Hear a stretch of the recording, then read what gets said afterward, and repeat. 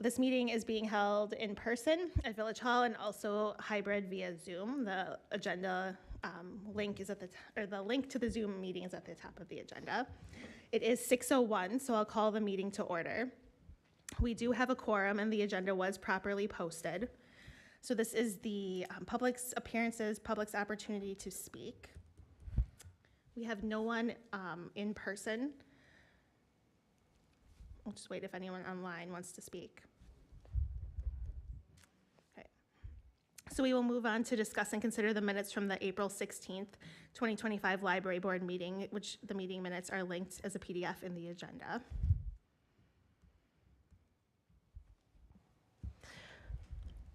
I move that we approve the minutes. I second. There's a motion by Megan and a second by Eric. Any discussion? All those in favor? Aye. Aye. Opposed? Abstain?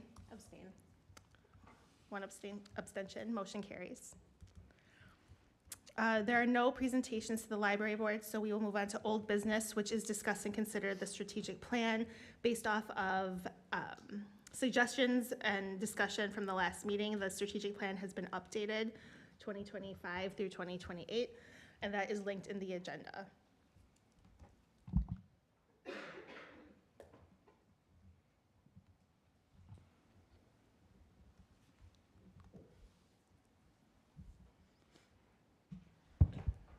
Hey, Cindy, how would you like to facilitate this conversation? Do we want to talk about the items that were adjusted, which I believe are highlighted in red, particular on starting what, page 15, 16?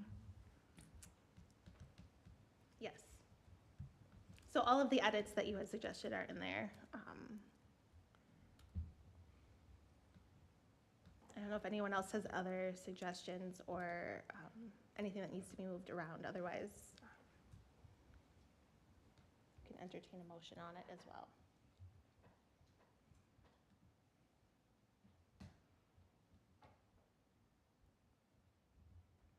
I move to approve the strategic plan. Second? There's a motion by Eric and a second by Megan. Any discussion? I'll just add that I really do appreciate you taking the time to go through here and really capture all of our feedback in making those adjustments in here. Thanks. All right. There, all those in favor? Aye. Aye. Opposed? Abstain? Motion carries. We have discussed and consider the library programming code of conduct. Our policy manual is linked in the agenda. And the highlighted portion is the updated policy.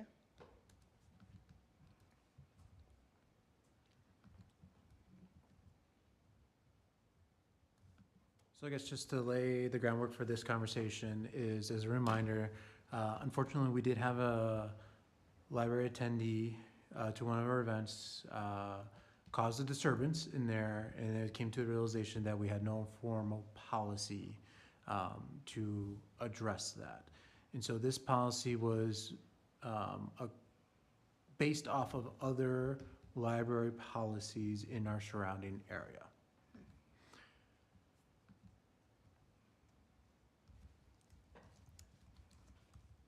My one question, I think overall the policy is good. I guess more, it's kind of getting into that implementation phase in there. But how are we going to be tracking those individuals who are on, who've received a warning, have removal, or have ongoing issues?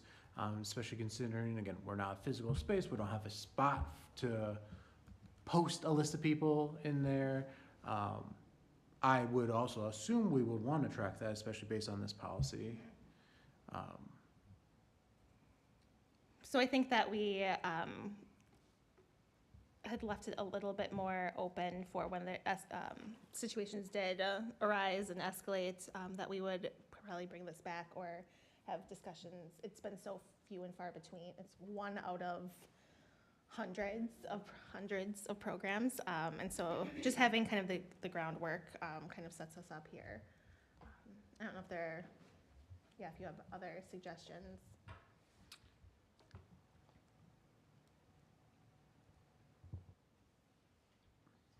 Sorry, I'm still thinking through this, so I'm going to hold my thoughts. Okay. So Tracy. the program that this happened at, for context for folks, was the slime party, which had an incredibly large amount of children just descend upon the event really quickly. There were at least 100 kids there, and it was really chaotic for me to manage. So this incident was happening in the corner while I was with other children.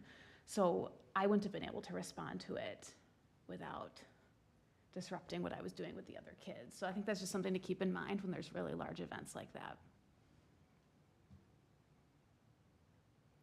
If it's an event where we're expecting 100 people and there's not much structure to it, then maybe we need to make sure we have another library board volunteer at those few events throughout the year. And Right, it might only I be feel like like that- 5, for example, that we might want to think about having a library board volunteer to either help the staff person or help the issue, or relieve the staff person so they could deal with an issue.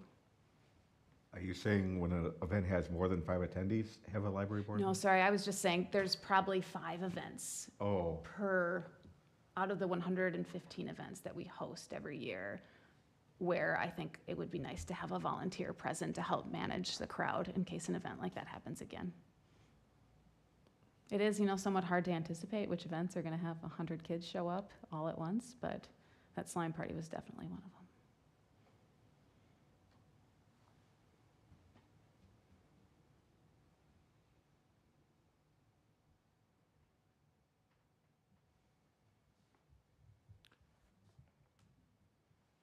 Again, I really do appreciate you all taking the time to compile this. I think this is a great policy, at least in the starting point. This is something that we can always review as part of our ongoing policy review periods in there. So with that being said, I move to approve this policy addition as written. Second.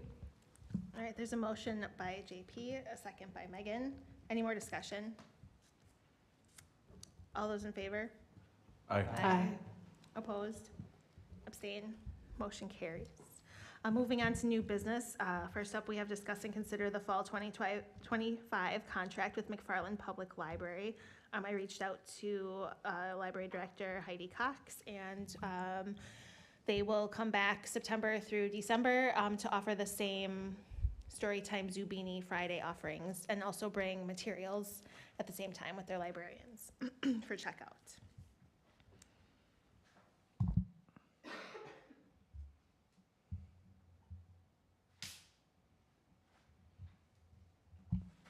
Any questions on it?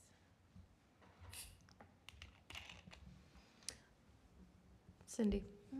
Has that cost stayed the same Yes. since we started? Okay. Yes.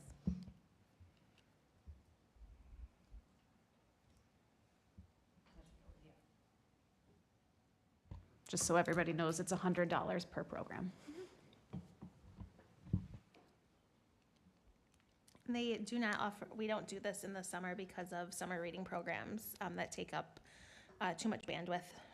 They don't have these offerings anyway, so that just explains the May through August gap in that.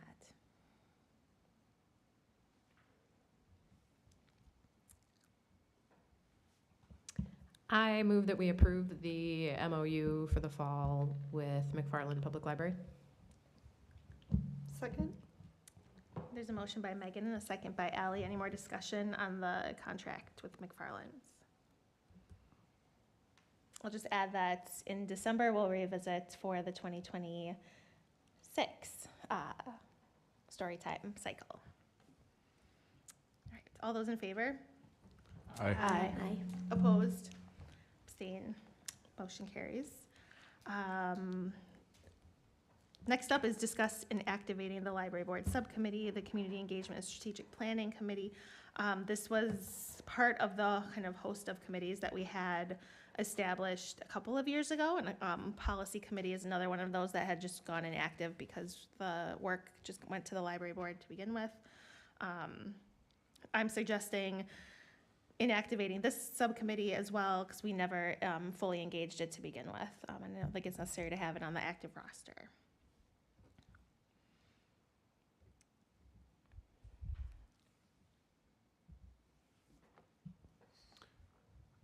I fully support inactivating these committees, knowing that if the opportunity arises and we need to spin them up again, we easily could reestablish them. But right now, at this point in time in our stage, they're truly not necessary. In many ways, they're falling on the library board if anything comes up. So I support inactivating these committees for the time being. Any more discussion or direction? Question, Mhm. are these two different committees? Or It was is this? one committee. Okay, it was one committee. Very large committee. That's fine, I Yes. just wanted to clarify, because I realized, as I was reading it, I wasn't sure then if the "and" was, That's a great question. No, that was the title. okay, so it's just one Okay. committee. And we did already inactivate the facilities committee That one's temporarily, still, or it's still active, but it's just not meeting? Okay, yes. thank you. Is the policy committee still active? It is inactive. Okay. We've just been doing that as a board. And we, I think, have done a pretty good job. We have a pretty extensive policy manual that we've Right. established over the last year and a half.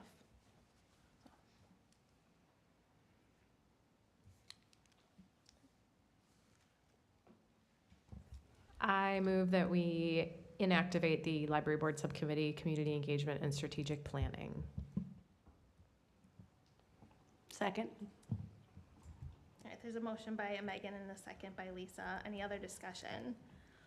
I'll just add that some of the goals of obviously community engagement or strategic planning has been obviously taken over by the library board, but also by the programming and outreach specialist, and is highlighted in our strategic plan. So a lot of, if any of these had gone through a committee, it'd still be happening regardless. So on the motion, all those in favor? Aye. Opposed? Abstain? Motion carries. We have discuss and consider the 2026 capital request for village board prioritization. So if you go and you look at the 2026 capital priority justification draft, this is similar to last year's, with the addition of, so part of our strategic plan has the full master plan requests going to the village board to be prioritized in every year of our strategic plan. This capital request also builds off of some of our short-term goals. So a storefront or express library and a reduced scale library footprint are two additional options that have been discussed by the facilities, by this library board, by the community, and have been outlined in our strategic plan. So this is asking the board to rank in the prioritization process to give us a little bit more direction on where to put our efforts.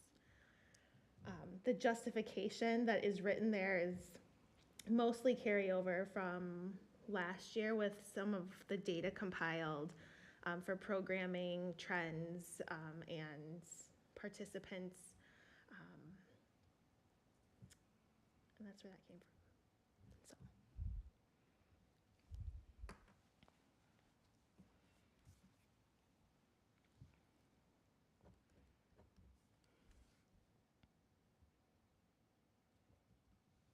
What do y'all think?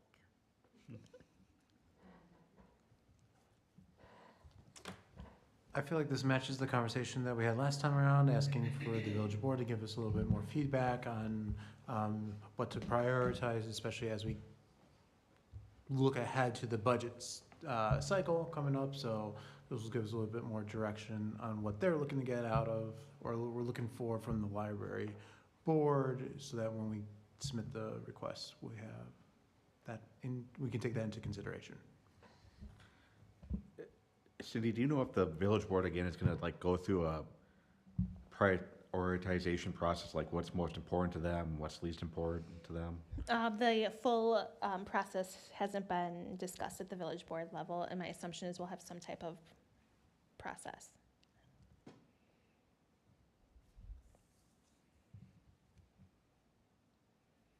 all departments are being asked to put forth their capital Mhm. requests for 2026. So it's part of the FMP 10-year plan, 5-year plan, and then obviously the most immediate budget, because we're going into that season right now.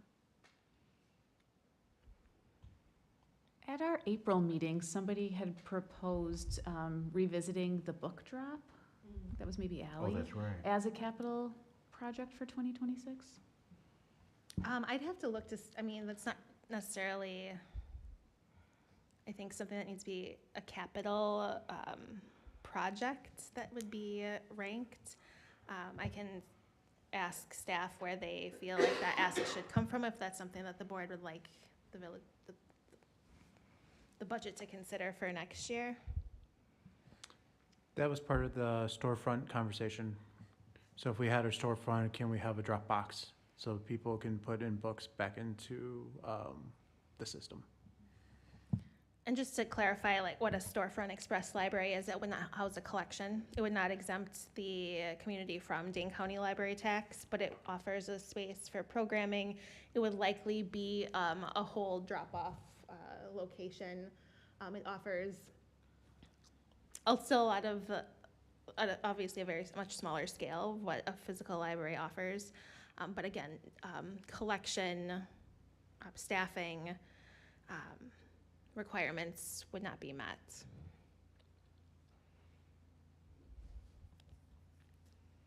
That's all really good information, Mhm. especially about the text. Yeah.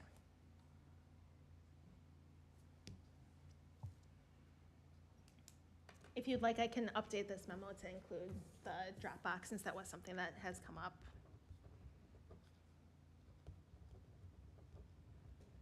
And if you feel like the information of that other information should be added, I can do that as well about the,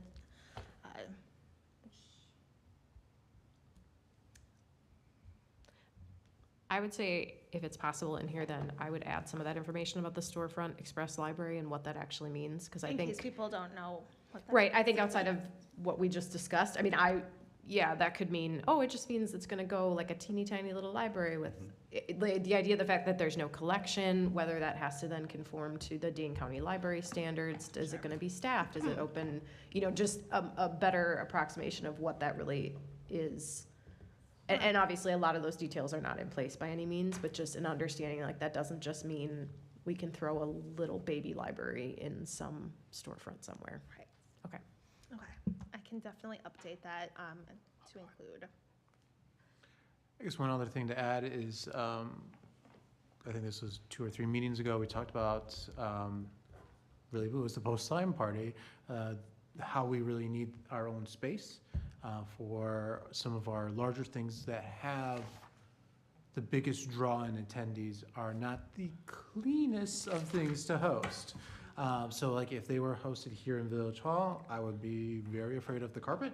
And so that would be one of the things that we're trying to be cognizant of is right now it's the Parks and Rec space, which is great, nice big spaces, concrete floor, but again, kids, crafts, colors, potential for staining.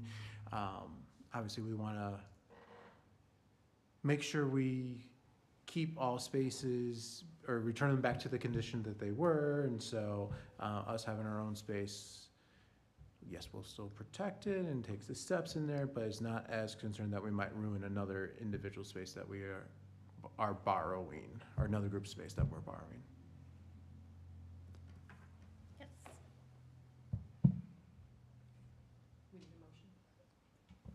I move that we ask the village board to rank these capital requests in terms of prioritization so that the library board has some guidance. Second. All right, there's a motion by Megan and a second by Lisa. Any more discussion or suggestions? All those in favor? Aye. Opposed? Abstain? Motion carries. We're on D, discuss direction and resources needed to investigate options for a joint village-town library facility and/or service plan. So this is here because this topic has come up time and time again over the last 6 years. It would be helpful, I think, to have concrete answers on what this looks like, and I think this is it'd be most helpful to have a point person or two from the board that could then probably start at DPI and Dane County to get rules and regulations. It's pretty complicated because obviously libraries are regulated by Department of Public Instruction. We have a semi-joint school district with the town, but this town also has school districts in Stoughton and Deerfield and kind of all over. This is not saying that we're going to build a village town library. There's likely, would have to gauge the appetite from multiple other stakeholders in this, but I think that my suggestion is really to direct some of the library board's time and resources into investigating true answers, what this would look like, what would be needed, and maybe a couple of next, some goal setting or next steps if this is something that is realistic.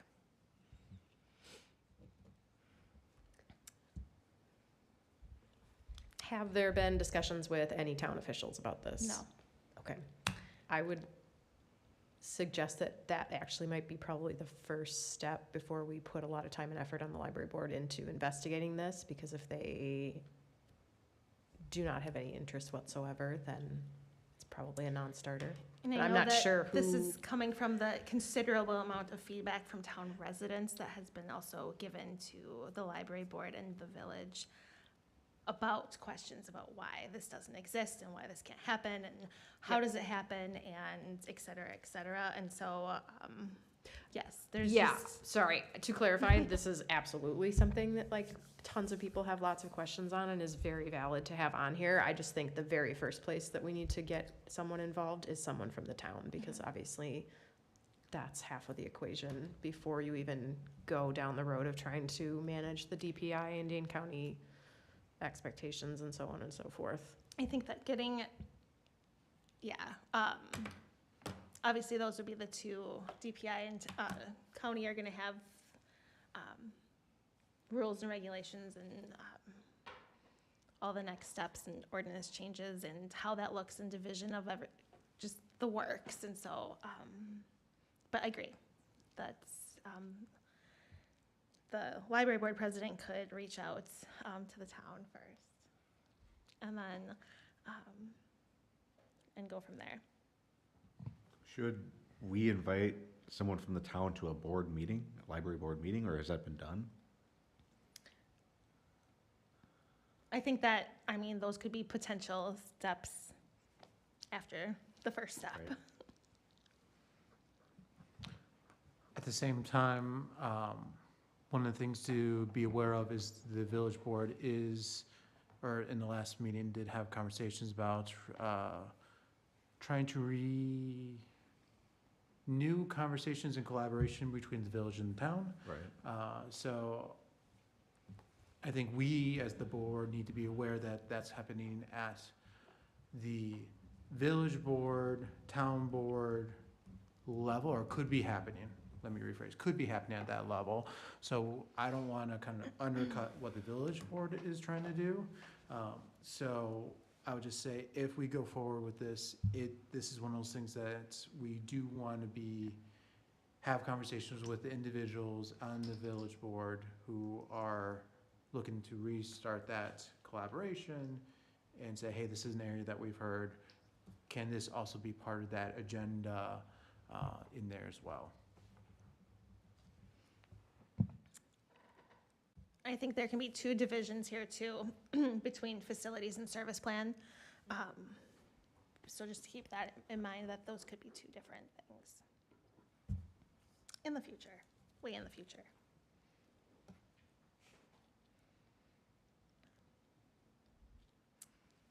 All right, any other discussion on that one? It's not no motion necessary, but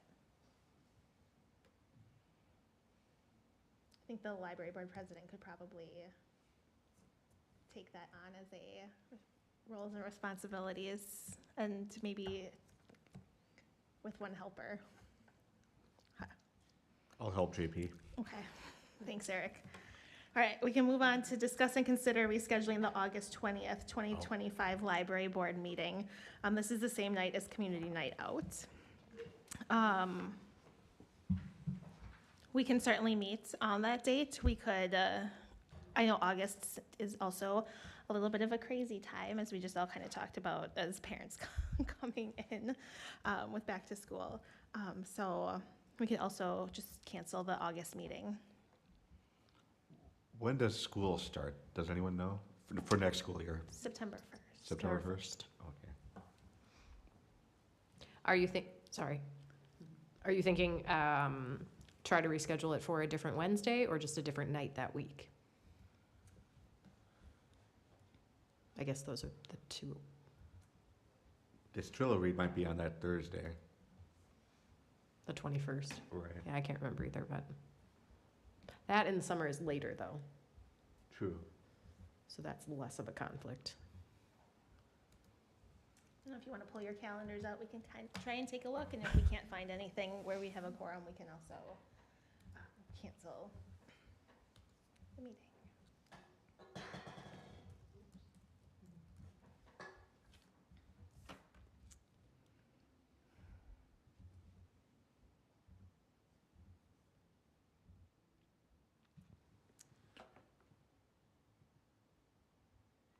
I would be open to bumping up the week before, or, Plan but commission is on that Wednesday. I should know that.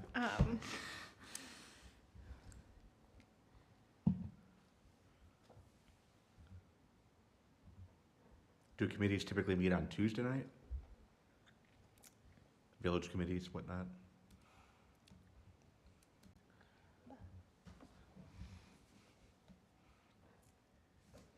I have a conflict every third Tuesday. Sorry. No, no worries. You didn't know. We could, the 14th, Thursday the 14th, we could meet. Totally fine, but I won't be here. I was gonna say totally fine, but you have to meet without me. I'm going to suggest that we probably just cancel the August meeting. Probably. Okay. Do we need a motion for that? Mm-hmm. Okay. I move that we cancel the August library board meeting. Second? All right, there's a motion by Megan, a second by Eric. Any more discussion? All those in favor? Aye. Aye. Opposed? Abstain? Motion carries. Discuss and consider the appointment of JP, I'm not gonna say your last name. Villa Vicencio? Am I getting closer? You're getting closer. Okay, closer. What is it? Villa Vicencio, to the role of library board president.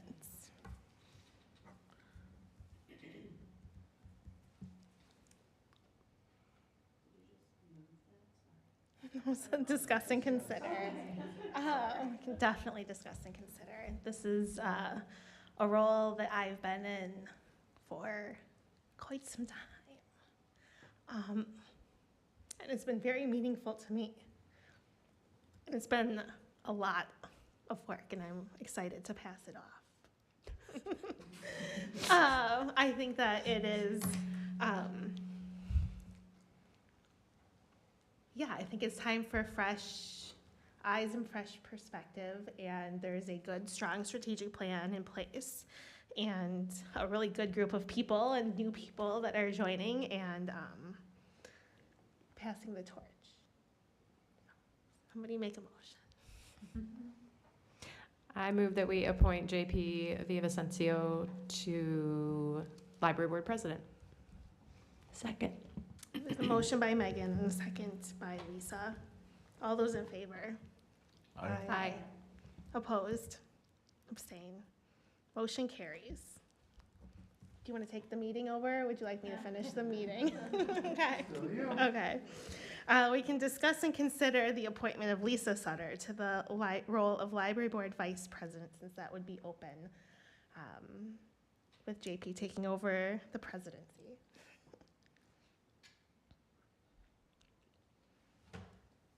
I move we appoint Lisa Sutter to library board vice president. Second. There's a motion by Megan and a second by Ally. Any discussion on this one? All right, all those in favor? Aye. Aye. Opposed? Abstain? Motion carries. All right, we will move on to the programming reports. Tracy can give her programming report first, and then we'll announce next up. Next up. My computer won't turn on, and I turned in my work computer, so I'm gonna look on my phone. You have the programming report. It is mostly up to date. We had a very successful movement story time last week with 30 kids. And as always, Teddy Bear Sleepover at the police department was a huge success. And I feel like that's just a well-oiled machine right now. And it's just who we are and what we do and how we showcase how we collaborate with other village departments. Distillery is tomorrow. It will be my last program, and I would love to see you all there.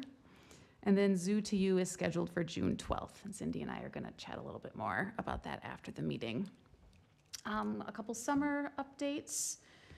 So normally CI Pediatric Therapy Center does movement story time throughout the year, but they aren't going to be working with libraries in the summer months going forward. So that won't be happening this year, and probably future years would be my guess. I have been working on an onboarding document that has all major contacts, processes, how we pay bills, who we promote with, other lists of the library board's programs that we wanted to host throughout the summer that will obviously get pushed back a little bit now.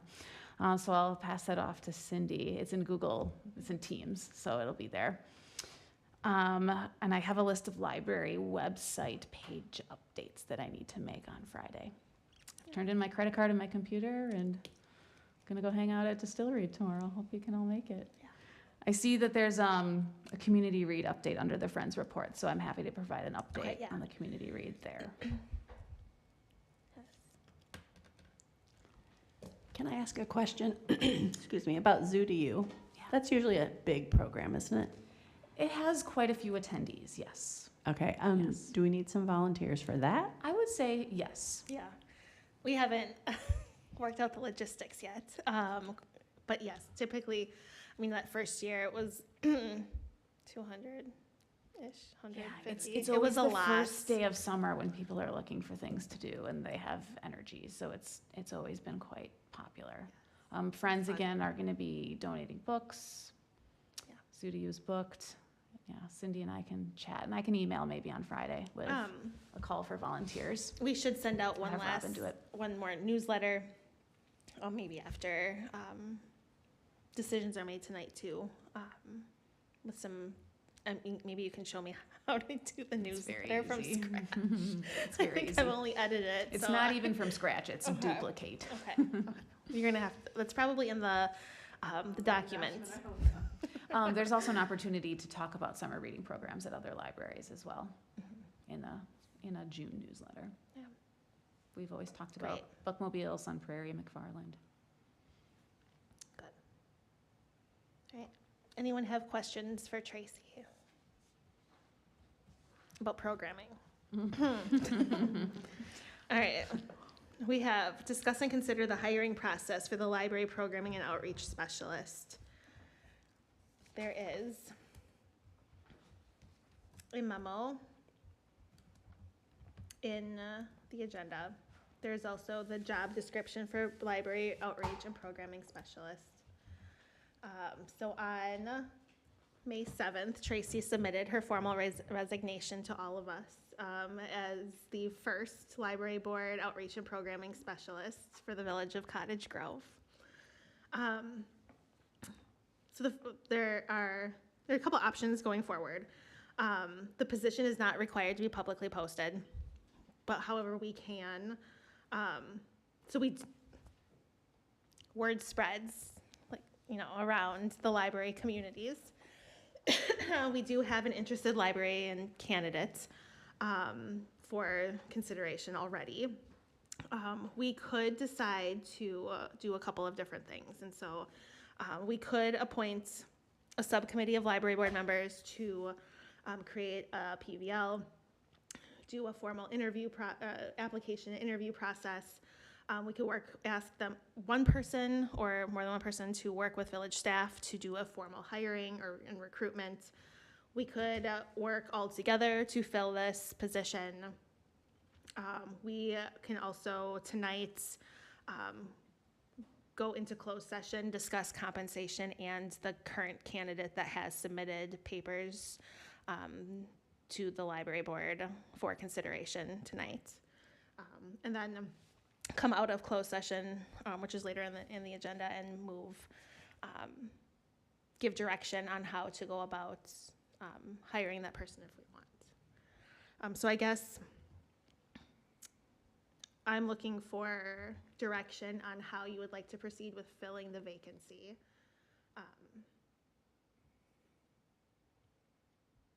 Which is going to be very difficult to fill, obviously.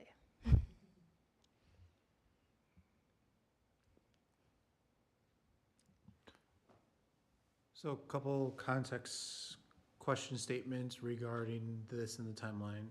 So one, if we decide not to fill it right away, keep in mind that does put a big question mark on any planned programming that we have, especially going into the summer months, which tend to have decent attendance during that time period. Because there's a time frame to post, then interview, and then the hiring, et cetera, that it could be a couple months before we have someone on board. So, Tracy, I see you got a Yeah. statement. And then it will take said person several months to plan programs and promote programs. I mean, there are several, and I could probably identify this in my planning document, but some easy programs that would be fairly straightforward to pull off in August. But I think that this person would be hitting the ground running and working on fall. Agreed with those Yep, so then, those issues. And I think, obviously we have Zudio, which is going to be a covered program, which is what we just talked about, who is going to take that over. Yeah, there are some, distillery comes to mind as a very easy, a couple of things that we can do. And obviously if we can also take a look at this person's qualifications. If they're a qualified librarian, that's going to also open up which the person is. So they have the skill set too to offer story times, et cetera. But there is going to be a gap in service, absolutely. And I don't want that to go, I guess, unacknowledged. That we have a person leaving, just like in any position around here. There's going to be a gap, and as a board with a part-time person, we're going to have a gap of a month or so, likely, depending on how fast what the person's qualifications are and how fast we can get that person onboarded. I just wanted to comment that I think this too, we have to keep in mind that this position is a very unique position, essentially, like vacancy that's available, and is not probably the most appealing thing to most full-time librarians.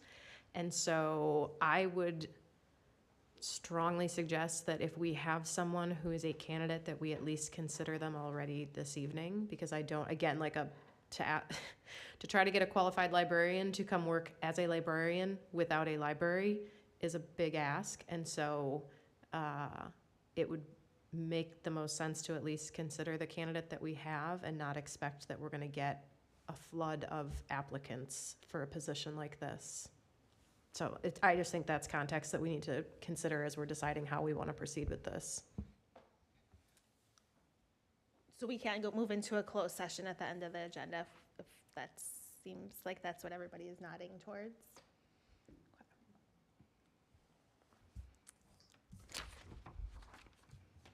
So given that, I don't think that we need to discuss and consider the hiring process if we're going to move into a closed session at this point.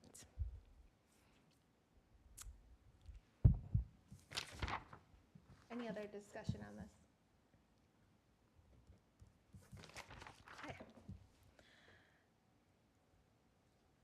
We can move on to number 9, communications and miscellaneous business. Let's consider approval of vouchers with the 2 PDFs that are linked in the agenda.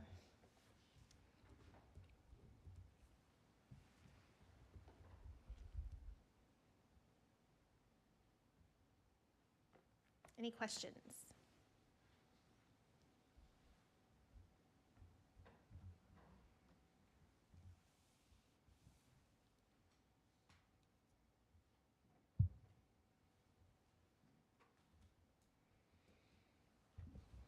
I move that we approve the vouchers. Second? All right, there's a motion by Megan, second by Ally for approval of the bills list. All those in, any more discussion? All those in favor? Aye. Aye. Opposed? Abstain? Motion carries. No committee reports, the library board president's reports. So the only thing, well, two things actually. The onboarding for new village board trustees PowerPoint presentation is linked in the agenda so that you could view it and kind of take a look at what I plan on. I guess I'll take this one too. I got Zoo to You, and I got new village board trustee orientation on my to-do list. And then I will officially pass it over to JP. He can do everything else. And so I just wanted to make sure that you all saw what I was planning on talking about. And I think we do have a new board member, and I'm not sure if the introduction slide might need to be changed.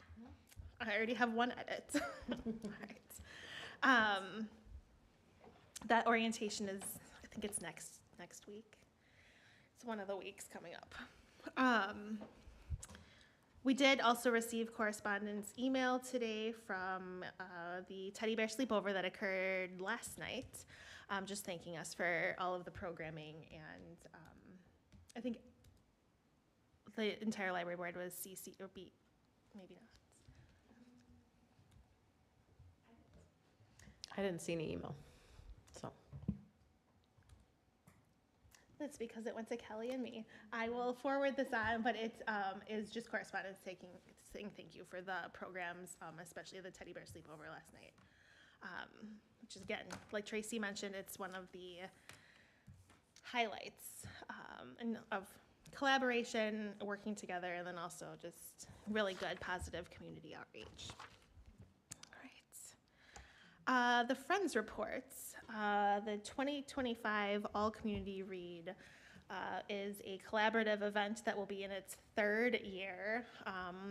The Community Read focuses on Midwest authors. We'll try and keeping it fairly local, but it is, I think, well, it's in my opinion, which doesn't count, but it is, I think, one of the best programs that we offer. A chance to meet neighbors, talk about literature, meet an author, ask some questions about their writing. And so, Tracy, do you want to discuss? So we do have a confirmed author, drum roll.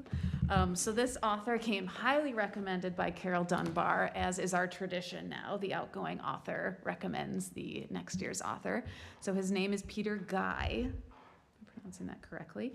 He's from Minnesota, and he's kind of in the historical nonfiction Midwest Great Lakes genre. So I just pulled up his bio that I'll read for y'all. He's the author of the award-winning novels Safe from the Sea, The Lighthouse Road, and Wintering, winner of the Minnesota Book Award, Northernmost, The Sky Jumpers, and A Lesser Light. Guy received his MFA from the University of New Orleans and his PhD from Western Michigan University, where he was editor of The Third Coast. Born and raised in Minneapolis, he continues to live there with his family. So I emailed him after Carol had talked to him, and he responded in about 10 minutes saying, I'll be there. So no date is confirmed. I think probably makes sense to leave that up to the incoming librarian in collaboration with the library board and the Friends, but I'm assuming that'll be late October. Mm-hmm. And we'll also have to decide which book we feature. Carol had some recommendations. So we can pull up her Yeah, so it'll be emails. very different from the last 2 years. Mhm. Female-led fiction. So this will be, a good change of pace. So I guess the other thing to consider is who would we like to have Peter in conversation with? Maybe there's male Madison-based authors. That would be a good fit, I'm not sure. We'll add that to the library board president's to-do list. Okay. All right. The village board,